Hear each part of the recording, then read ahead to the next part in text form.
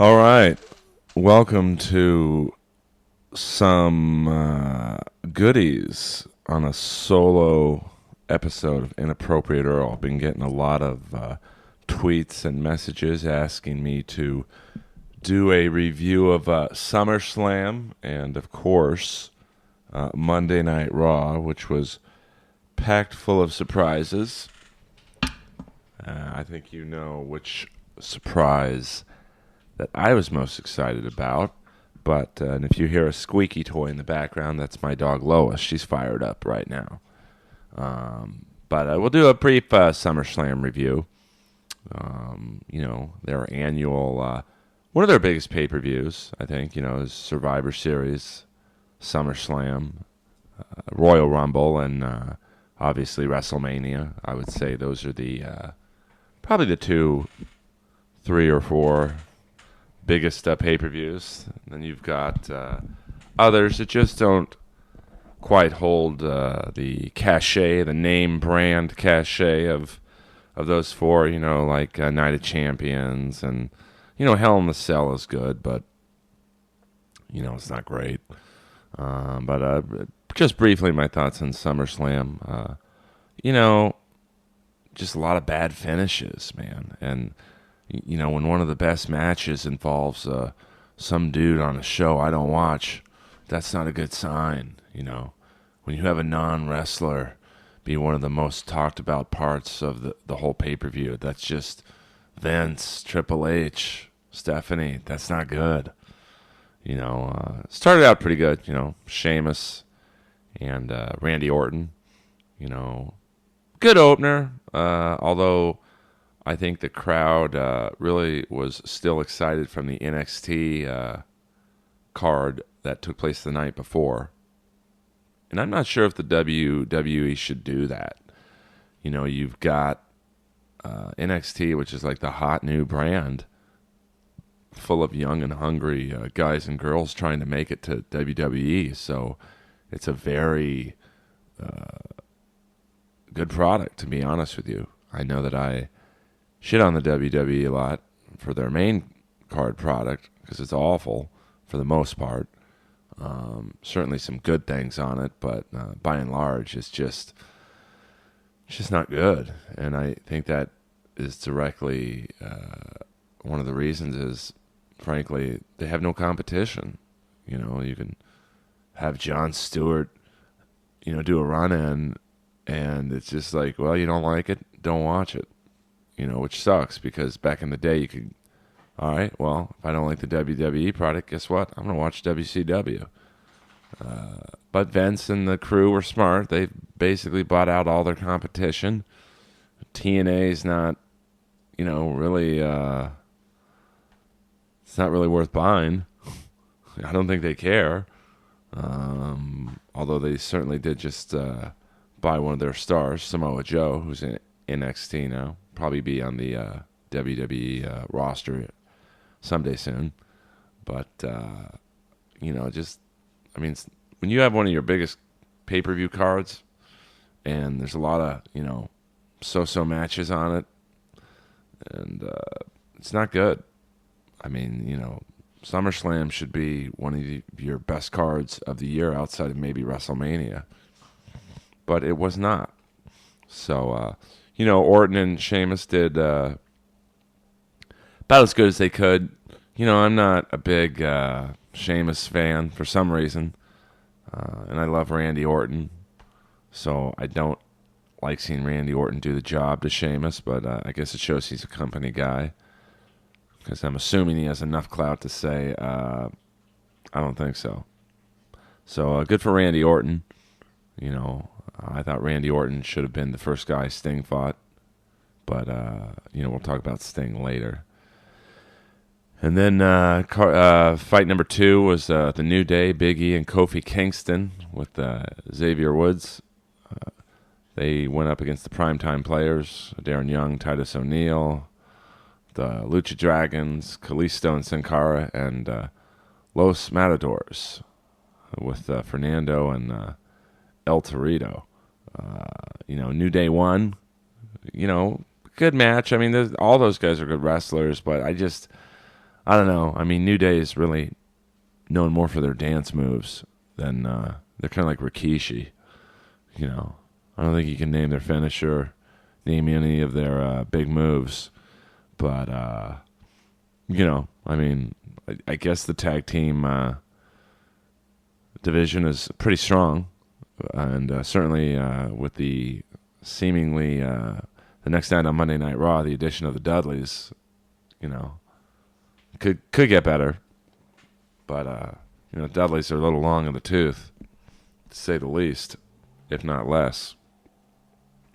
So real briefly on the other matches, you had Dolph Ziggler with the beautiful Lana, and Rusev with Summer Rae. This was probably the first bad finish of the night, and unfortunately, it would not be the only bad finish of the night. It was a double count out, and it just, I don't know. Once again, and this is with the other bad finishes on the card. They ruin a good match with these wacky finishes. I mean, Rusev and Ziggler, they have good chemistry. And it's like, why you wouldn't have a clean finish is beyond me.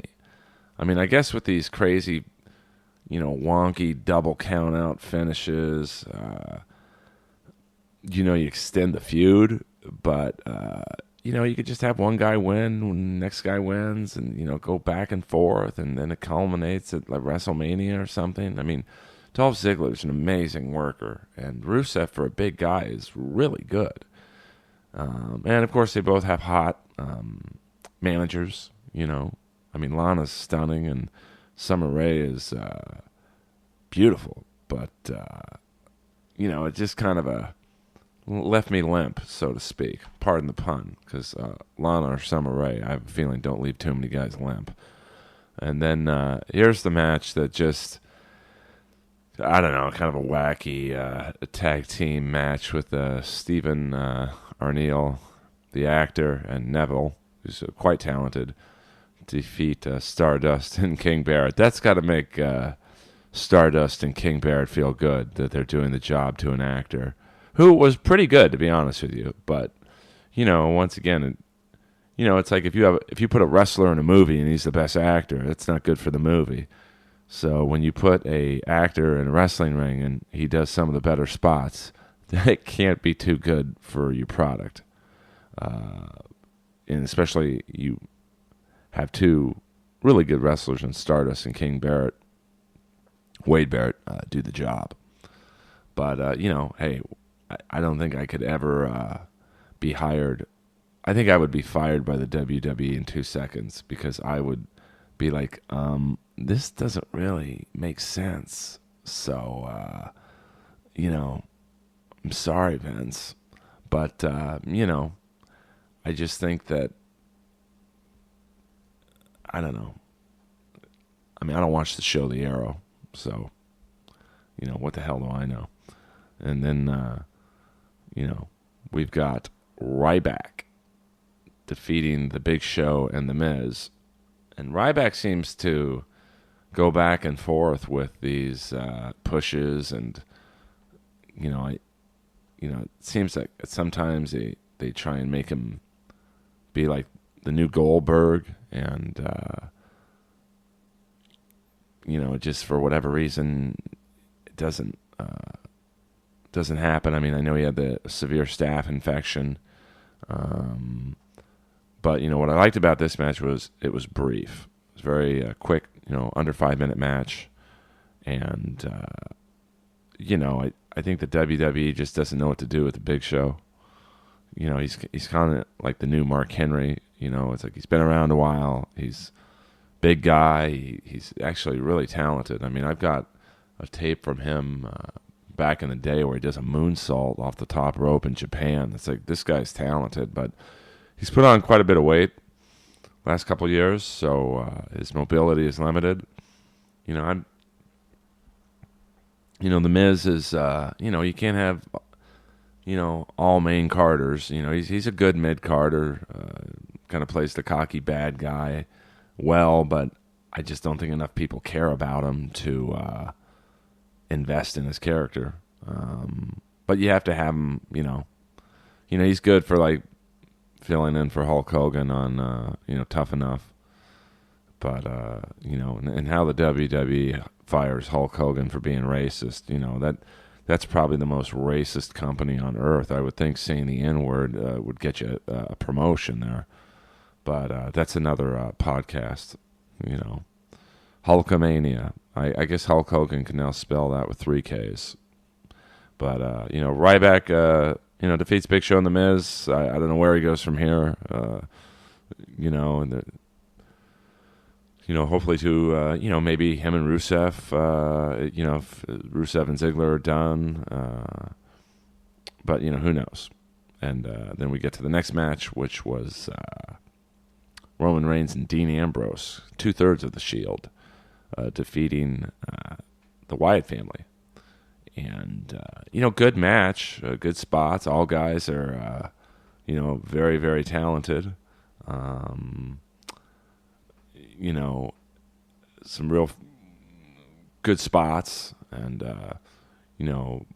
both guys, Reigns and Ambrose, they make a good team. And, I really feel bad for Reigns.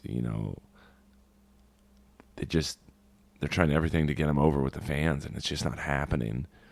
And of course, on the other side, they've kind of ruined Bray Wyatt's character. They've jobbed him out a few times. I'm not. And that's the problem when you push these guys like Bray Wyatt and Sheamus. You push them so fast, and then they don't take off right away, and then you start jobbing them. It's like, what do you do with their characters after that? It's just, they're kind of stuck. And, the next night on Raw, they debuted a third Wyatt. He's this huge guy. I don't know. I think he was an NXT developmental guy. He's basically like a much bigger, more in shape, at least looks-wise, version of Bray Wyatt.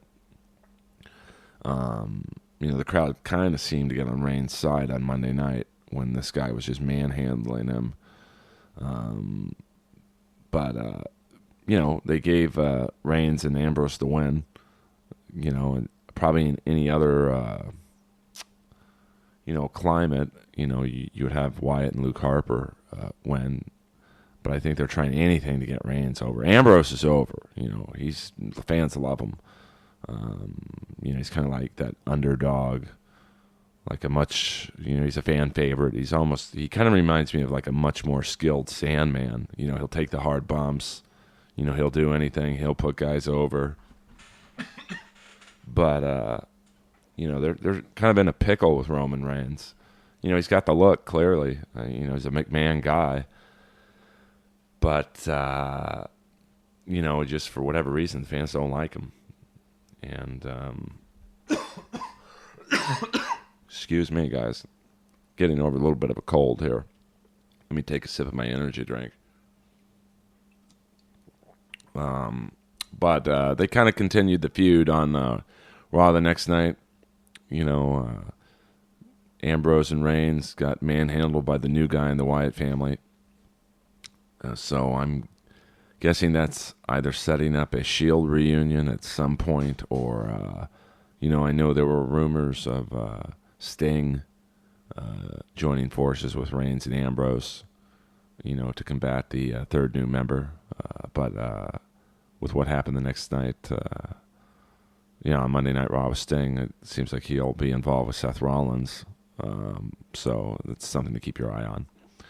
And then we had, a really, really good match for the WWE World Heavyweight Championship and WWE United States Championship. Seth Rollins and John Cena. And this was one of the matches of the night. But I will be a son of a bitch if the WWE did not screw this one up.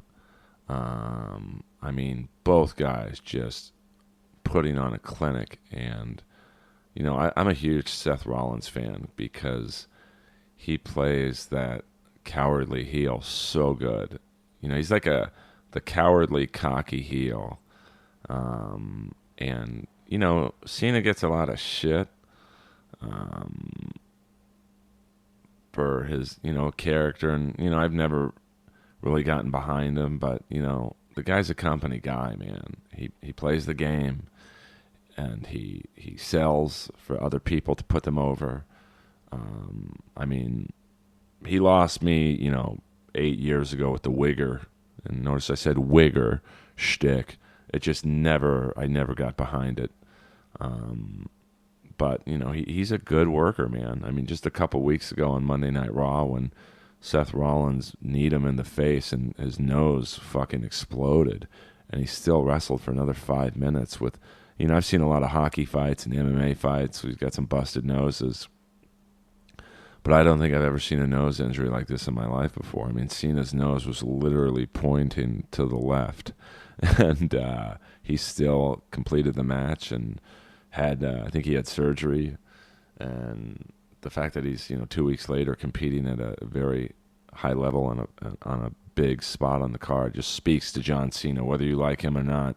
His character, I mean, probably the thing I don't like him the most is he comes to the ring now looking like a NASCAR car, with all the fucking products, the wristbands, the hats, the bracelets, the chains, the T-shirts, and it's like, how much shitty merchandise can you put on one guy? But his in-ring ability is second to none, and Seth Rollins, he's a great heel, and he's definitely the heel face of the company for sure. And there's a lot of good feuds for him, short term and long term. And we'll get to what happened on Monday Night Raw in a second, but a couple more matches on the card. Of course, the Divas match. I don't know. Listen, I'm not a huge fan of the women wrestling division. I mean, they're great. It's got nothing to do with their ability, but it's kind of like watching a WNBA game. I mean, those girls are amazing basketball players, but they can't dunk, and it's like watching them do layups just doesn't do it for me. And it's the same thing in female wrestling. It's like they're very good, and some of the moves they do are great, but I don't know, it just didn't do it for me. I mean, you had a lot of great female wrestlers in this match. Paige, Charlotte, and Becky. The Bellas and Alicia Fox, and then Naomi, Sasha Banks, and Tamina. I mean, a lot of talent, but I just, the crowd was kind of dead, and like, it's crazy to me that this is one of the longer matches on the card. I mean, how do you have Sheamus and Randy Orton give a 12-minute match, but then you have this match almost be 15, 16 minutes? I mean, and pretty high up on the card. It's like, to me, you have that be the first, maybe the second match, get the crowd going, show some TNA, do some high spots, set the pace. But to have this match so high up on the card, I just don't agree. And, it's nothing against, listen, I love watching Ronda Rousey, but, I guess I'm old school, and I'd rather see, women in the WWE be like the hot managers and stuff, maybe get in like kind of like what Lana and Summer Rae did earlier in the card, get involved toward the end. I mean, if you're going to have screwy finishes, at least have some hot pussy involved. And then you had one of the best matches on the card next, Kevin Owens and Cesaro. But this was kind of a weird match, to be honest with you, because it had no build up. Could have been one of the best matches. I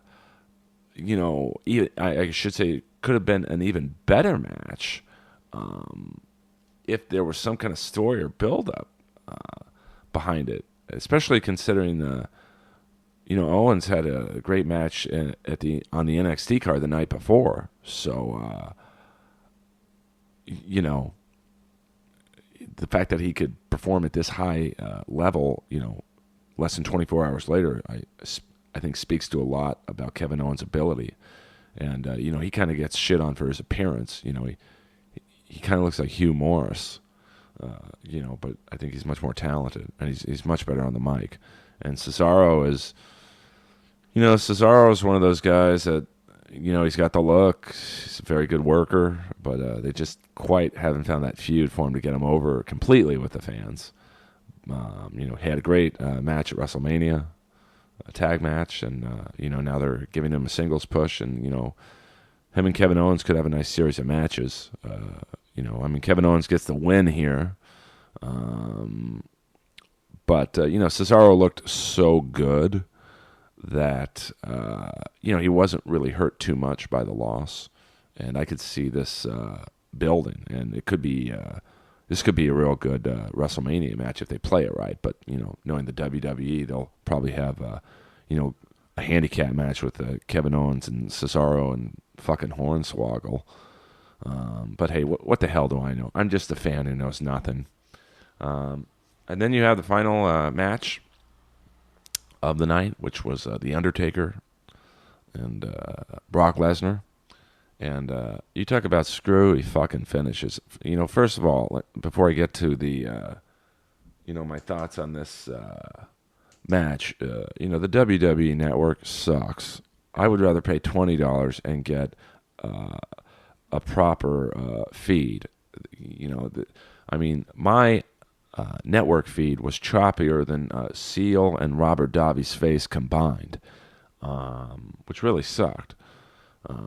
I had literally 3 computers going on at the same time trying to get the right feed. My friend Lenny is watching. We basically watched the fucking thing on his cell phone. And, I'm getting a lot of fans complaining to me, well, it's probably your Wi-Fi. Listen, I got Wi-Fi that Bill fucking Gates doesn't have. I got state-of-the-art computers. For those of you who've ever been to my house looks like the Houston Space Center. I got a 75-inch TV, I got a MacBook, I got a PC, and an iPad. So my fucking system is clear, you dig? And, to be honest with you, I really, and I've got the network. I pay for it. I could get it for free through various Russian websites and other means, but I don't. Since I am a struggling stand-up comic, I like for these wrestlers to get paid and do their thing. And, The Undertaker and Brock Lesnar was really the only match I cared about because I thought Sting might make an appearance. And goddamn, The Undertaker, a lot of respect. He took some major bumps from Brock Lesnar, who's an animal. And they have a good chemistry in the ring. And you wouldn't think they would, because, Lesnar's just this fucking gorilla. Undertaker's definitely a big guy, but he's as long in the tooth as you can get. He's in his mid-50s now, battling a guy who's, much younger, stronger, faster, and the ending made no sense. And if you saw it, Brock Lesnar tapped The Undertaker, but referee Charles Robinson was on the other side, and I'll always remember Charles Robinson in the angle. They had him dressed up as Ric Flair, Little Nate. So, the timekeeper, and the first time in WWE history, rings the bell. Match stops. Lesnar and Heyman get in the ring. Charles Robinson is yelling at the timekeeper, what the hell are you doing? I call the match. Undertaker low blows Lesnar and then gets him in like a triangle choke and chokes out Lesnar. And Lesnar, as he was choking out, gives The Undertaker the finger, which is pretty funny. I'll give the writers credit for that. That was pretty funny. But it wasn't really believable, And I know that the WWE, excuse me, is scripted entertainment, and it's not real in terms of, it's choreographed sports entertainment. But is it really believable that a man in his mid-50s could choke out a UFC heavyweight champion? Like give me a little bit of believability there. And the crazy finish just ruined what was a pretty good match between two big guys. And I hate it when the WWE does this. I mean, if you don't have the screwy match in the Ziggler Rusev match, if you don't have the screwy finish in the Cena Rollins match, I mean, Jesus Christ, a Jon Stewart run in, my God. And, the heel turn Jon Stewart, it made no sense. I mean, for 4 months, he's against Seth Rollins, and without explanation, he is now with Seth Rollins. Just bad. And then this kind of wonky finish on the Undertaker and Brock Lesnar match. It's like, what is this, WCW Thursday Night Thunder? I mean, who's booking this? Vince Russo back in the game? So, that's, it was a below average card, which was too bad. I give it a C plus because there were a lot of good spots in the match. But when the actor guy from Arrow is one of the more talked about parts of the match the next day on all the wrestling dirt sheets and internet sites, it's not a good card. And then the next night on Monday Night Raw, of course, we all know why I am excited. Because it marked the return of Mr. Steve Borden, otherwise known as Sting, and now not the bass player from the Police. Actually, Sting the wrestler has copyrighted the name, so all wrestlers aren't dummies. And Sting is frankly one of the few wrestlers in his 50s alive, so you got to give him points for that as well.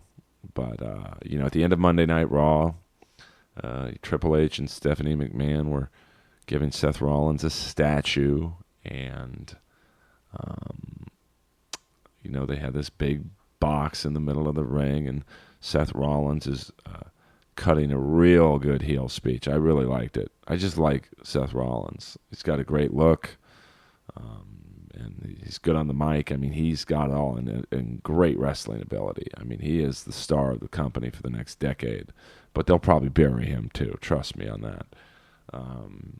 And he's talking about all the great wrestlers who have statues, Andre the Giant, Bruno Sammartino, of course, my all-time favorite, The Ultimate Warrior, and he says, Triple H, I'm ready.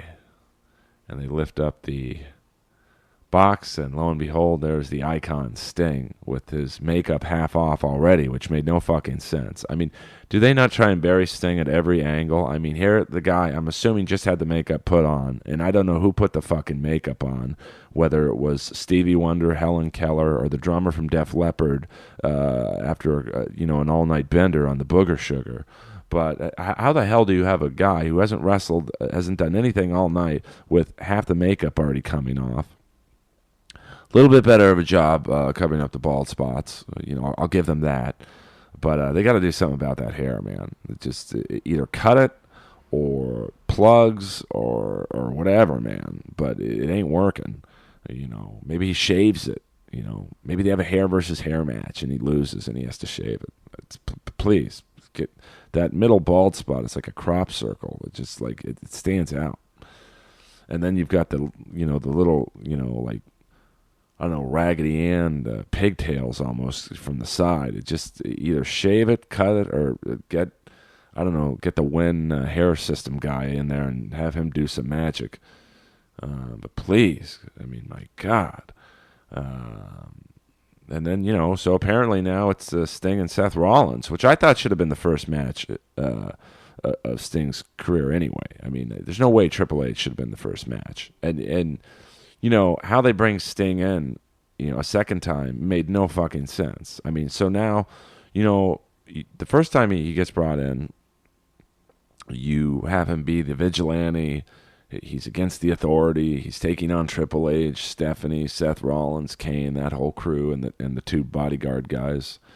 And boy, they got rid of them fast. And might be some allegations coming out about those two we don't know about. That's always a bad sign. That there's something going down, when you just see two guys taken off of TV automatically. Pat Patterson, wink, wink. Um, but, so Sting jobs to Triple H at WrestleMania. At the end of the match, he shakes hands with Triple H and says, "Thank you," which made no fucking sense. I mean, the only good thing now is that, Hulk Hogan's not going to do some shitty run-in, unless he comes out in a hood. Not a hoodie, but a hood. Wink, wink, brother. But now, how do you bring Sting back? And now he's fighting the Authority again? I mean, Triple H, you could even tell on Triple H's face. He was confused as, do I act mad? Do I act like I'm helping Sting? Do I act like I'm helping Seth Rollins? It made no sense to have Triple H in the ring because everyone's going, well, you just beat Sting at WrestleMania. You guys shook hands like you're friends. So now what? They kind of hinted at what I would assume would be an incredibly short Sting title run, which I think would be cool. I mean, you owe him that much. I mean, you fucked up his WrestleMania debut. I mean, they didn't bury him on the mic last night like they did at WrestleMania and JBL. This isn't Starrcade, brother. You've never done anything as big as this. Well, like I said before, JBL, the only reason you had a job and a push back in the day was because you gave Vince fucking stock tips. So suck on that one.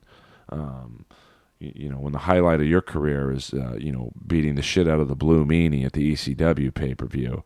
Yeah, okay. So, I guess we're going to see Sting and Seth Rollins at Night of Champions. Because here's the problem with Sting. And this is why having him lose to Triple H made no sense. My way, you have Sting. Now, I'm a Sting fan, so yes, I'm a little biased. But you have Sting beat Triple H at last year's WrestleMania, and everyone, all those little kids who don't know who he is, and the young adults, there's people in their early 20s who don't know who Sting is. As crazy as that sounds to most of the people listening to this, there are a lot of people who don't know who Sting is in the WWE universe. And, what happened last night should have happened at WrestleMania. I mean, Seth Rollins made Sting look really good. He bumped for him hard. When Sting knocked him out of the ring, he did like a triple backflip, and I guarantee you every person in that arena who did not know who Sting was is now Googling Sting today, maybe buying a DVD or looking up YouTube videos and going, who is that guy? And that would have been tenfold if that would have happened at WrestleMania. But instead, Triple H beat Sting, basically jobbed him out to the, you talk about the screwiest of screw job finishes, having NWO, which was never aligned with Sting, one fucking day, the black and white version anyway, save Sting, DX reunion. You got Shawn Michaels fighting Nash outside the ring at WrestleMania when 20 hours earlier, Shawn Michaels inducts him into the fucking Hall of Fame. And, once again, it's like, I get it. It's not real. It's scripted, but I still like the storylines to sync up. And like I've said before, every time I watch the movie Predator, I know they're acting. I don't think there's an actual fucking alien who looks like the Williams sisters, in the jungle killing Sonny Landham, the Indian, or Jesse Ventura, or Bill Duke and Carl Weathers. By the way, I thought it was fucked up that they killed Bill Duke and Carl Weathers in the same scene. Very racist movie. A movie's racist when they're like, all right, we got 8 cast members, 6 are white. Let's just kill the 2 black guys in the same shot. But that's another podcast. They always kill the black guys in the horror movies or action movies first. But, sorry, Carl Weathers. By the way, outside chance of getting Carl Weathers on Inappropriate Earl. We'll break it down. We'll break down Action Jackson. And Bill Duke was the lieutenant in Action Jackson. So, they're making it right in Hollywood. So,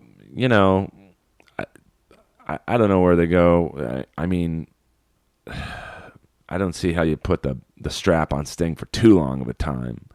And all this is building up to an eventual Sting and Undertaker match at WrestleMania 32 in Dallas. I mean, if they do it right, I'm assuming you have Sting look good, and it's what I've said after WrestleMania. You have to make him look good now. You have to make him beat a Seth Rollins, a Randy Orton, guys that, the younger fans give a shit about, so people will go, wow, this guy has a shot at beating The Undertaker. You have to have him look strong, and I think Seth Rollins will make him look strong. I think you could then bring Randy Orton in to do the Legend Killer gimmick. I've beaten everyone: The Rock, Hogan, Austin, and then Sting comes down from the rafters or whatever. I'm sure they're a little nervous about that ever since the Blue Blazer, and Sting could say, "You didn't beat me," and they have a short program, and then you could maybe. I mean, I think it'd be nice if Triple H did the job to him, and you build them up to WrestleMania so that match has any sort of relevancy. By the way, earlier in the day at SummerSlam, I hadn't watched a WWE pay-per-view in a long time, so I got nostalgia. So about 2 hours before I watched SummerSlam, I watched Capital Combat, the 1991 WCW pay-per-view, and goddamn, they really... if you got the network, go watch that again, because you had a young Undertaker beating Johnny Ace. I mean, these are the guys who were getting on the pay-per-view cards back then. You had the Steiners when Scott Steiner actually looked somewhat human. And, of course, you had Sting and RoboCop, Just the fact that they had RoboCop, the actual character, on a pay-per-view. And they're so fucking stupid. They didn't figure, RoboCop can barely move. I mean, he literally walks, maybe it takes him a minute to walk a couple feet. So Sting's trapped in the cage. The four horsemen have locked him there. And they start, RoboCop comes down from the entrance, and it takes him literally probably 30 fucking minutes to get the Sting in the cage. So some nice improv there by the horsemen and whatnot. But that's probably one of the good things about the WWE network is you just get to watch some great old pay-per-views, especially WCW, which, didn't have even though they were funded by Ted Turner, they didn't really have the budget back then that WWE had. But there's some great, Abdullah the Butcher matches, and, they probably put out a better product. And, to see a young Undertaker, who back then was known as Mean Mark Calloway, fighting Johnny Ace, and some really good matches back then. So watch Capital Combat. You can probably get it on YouTube if you don't want to pay the $9.99. But, so that's my thoughts on Sting and SummerSlam. I know it was kind of a rambling podcast, but, had to get it out sooner than later just because of timing. About 2 days from now, no one will give a shit about SummerSlam. But, hopefully the WWE doesn't drop the ball with Sting like they did the first time. They get his makeup applied correctly. I mean, there's no excuse to have his makeup fucking butchered like that. When he hadn't done anything that night. It's like Vince always screws over these WCW guys, because I guarantee you right now, if that was Finn Balor in that box, they would have had his makeup applied perfectly. So I don't know what Sting, I don't know who his manager or agent is, but, that guy does not negotiate well. And real briefly, just wanted to touch on this real fast.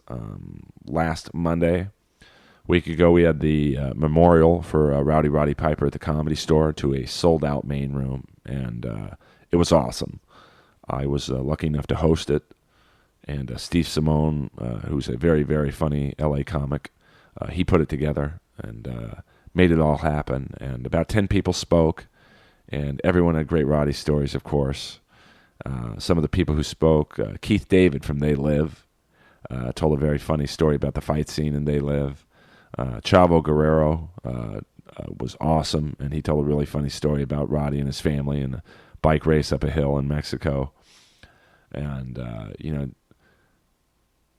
I guess that was probably my favorite moment of the night when Chavo Guerrero told the story. And he started not necessarily crying, but welling up, and his voice was cracking. And it was just a surreal moment when you see like a big, huge, tough guy like Chavo Guerrero cry. And it's like, that's what Roddy meant to a lot of people. And Diamond Dallas Page told a great story about Roddy and WCW, and he welled up too. And Roddy's best friend spoke as well, and Judo Gene LaBelle was there. He tells some funny Roddy stories, And, Roddy's family was there, his wife and daughters and son.